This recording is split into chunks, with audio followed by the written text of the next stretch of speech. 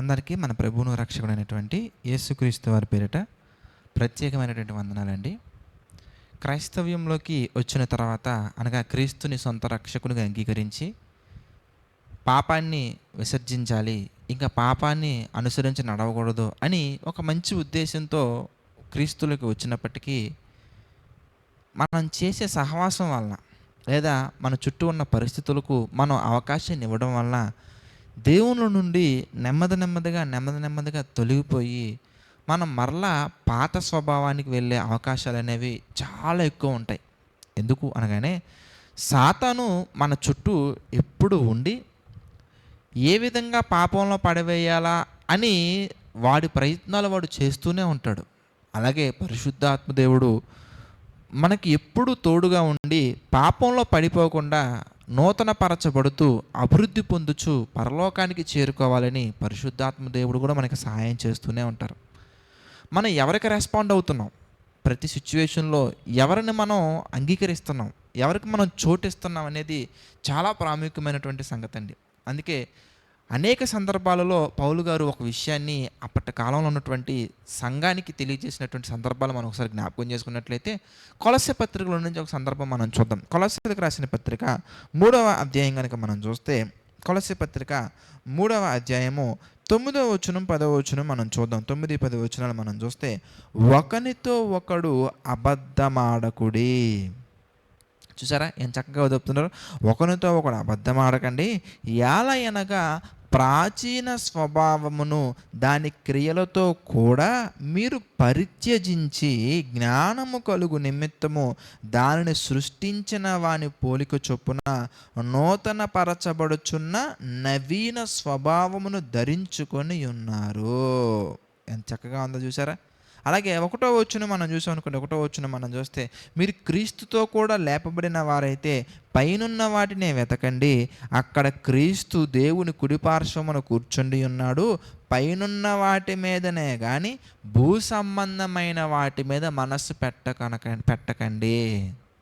ప్రియమైనటువంటి దేవుని వారలారా, మనం దేవునిలోకి వచ్చాం అనగా పాపాన్ని విసర్జించాం, పాపాన్ని పరిత్యజించాం అనగా పాపానికి నాకు సంబంధం లేదని చెప్పాం. ఇంకా నూతన పరచబడ్డాం, నవీన స్వభావం ధరించుకున్నాం, నూతన పరచబడుతూ ముందుకు వెళ్తున్నాం.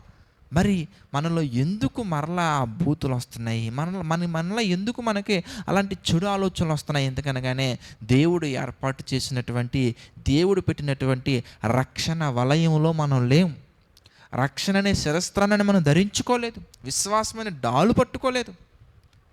చూసారా, సత్యం అనే దట్టి కట్టుకోలేదు, నీతి అనే మైమరు తరుక్కోలేదు. ఇవన్నీ మనలో ఉన్నటువంటి లోపాలు. ఈ లోపాలను సరిదిద్దుకుంటేనే కానీ మనం నెక్స్ట్ స్టెప్కి వెళ్ళలేము. అంతం వరకు సహించాలి, అంతం వరకు సహించిన వాడే రక్షింపబడును అని ఆ పదాలు, ఆ లైన్స్ ఏవైతే ఉన్నాయో అవి ఫుల్ఫిల్ అవ్వాలంటే, ఆ మాటలు మన జీవితంలో ఫుల్ఫిల్ అవ్వాలంటే మనం ఎప్పటికప్పుడు పాత స్వభావంలోకి వెళ్లకుండా ఉంటున్నామా లేదనేది జాగ్రత్తగా చెక్ చేసుకోవాలి.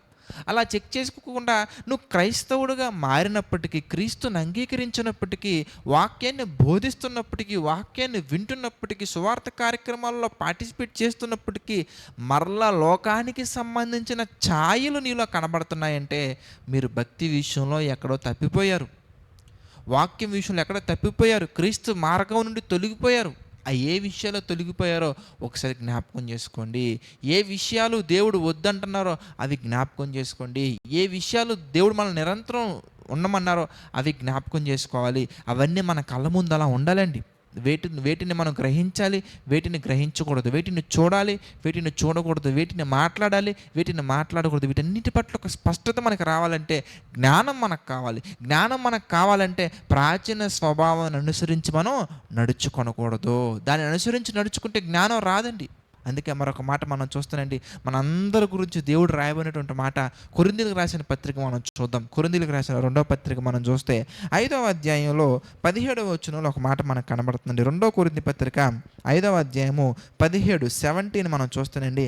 కాగా ఎవడైనను క్రీస్తునందున్న ఎడల, ఎవరైనా క్రీస్తునందున్న ఎడల వాడు నూతన సృష్టి, పాతవి గతించను, ఇదిగో కొత్త కొత్తవాయెను.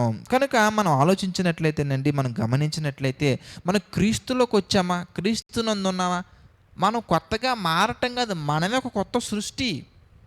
ఇక పాతది మనలో రాకూడదండి. పాలు పెరుగుగా మారిన తర్వాత మరలా ఆ పెరుగులో పాలు రాకూడదండి. నూతన పరచబడ్డాం అంటే ఏదైతే పోగొట్టుకోవాలో దానిని పోగొట్టుకొని, ఏదైతే దేవునికి కావాలో దాన్ని సంపాదించుకొని, పరిశుద్ధాత్మ యొక్క సహాయంతో మనం మంచిగా మార్చబడ్డాం. మరలా పెరుగు పాల్లా కనబడుతుందంటే దాన్ని ఏమంటారు తెలుసా? పాడైపోయింది. ఆ ప్రోడక్ట్ డ్యామేజ్ అయిపోయింది. ఆ ప్రోడక్ట్ మంచిది కాదు. అలాగే నూతన పరచబడ్డాక నువ్వు మరలా వెనక్కి స్వభావాలు నీలో కనబడుతుంటే, పాలు పెరుగుగా మారిన తర్వాత ఆ పెరుగులో పాలకు సంబంధించినటువంటి క్వాలిటీస్ మళ్ళీ కనబడతా ఉంటే ఇట్స్ నాట్ ఫెయిర్.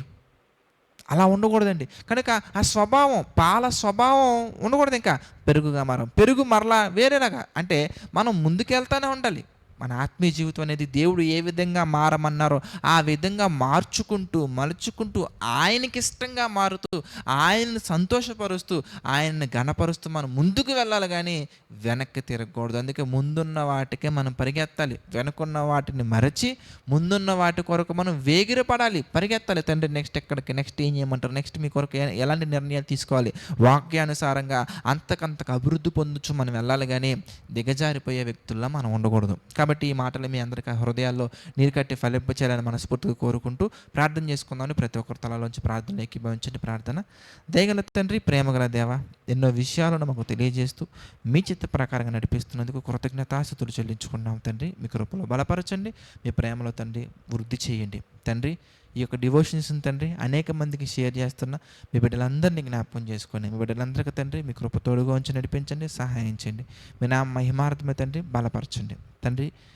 ఈ యొక్క పరిచర్యలో ఎవరెవరైతే పార్టిసిపేట్ చేస్తున్నారో, పరిచర్య కొరకు తండ్రి ఎవరెవరైతే ప్రార్థిస్తున్నారో, ఈ పరిచర్యలో ఎవరైతే కష్టపడుతున్నారో ప్రతి ఒక్కరిని తండ్రి మీ చిత్త ప్రకారంగా జ్ఞాపకం చేసుకోండి తండ్రి. వారి కుటుంబాలలో ఆర్థిక, ఆరోగ్య, మానసిక సమస్యలు లేకుండా మీ యొక్క ఆలోచన చొప్పున నడిపించండి, బలపరచండి తండ్రి. సమస్త మహిమ, ఘనత, ప్రభావాలు మరొకసారి మీకే చెల్లించుకుంటూ మా ప్రభువును రక్షకుడైనటువంటి యేసుక్రీస్తు వారి పేరిట ఈ ప్రార్థనను అడిగి వేడుకొనుచున్నాము తండ్రి. ఆమెన్. అందరికీ వందనాలండి. God bless you all.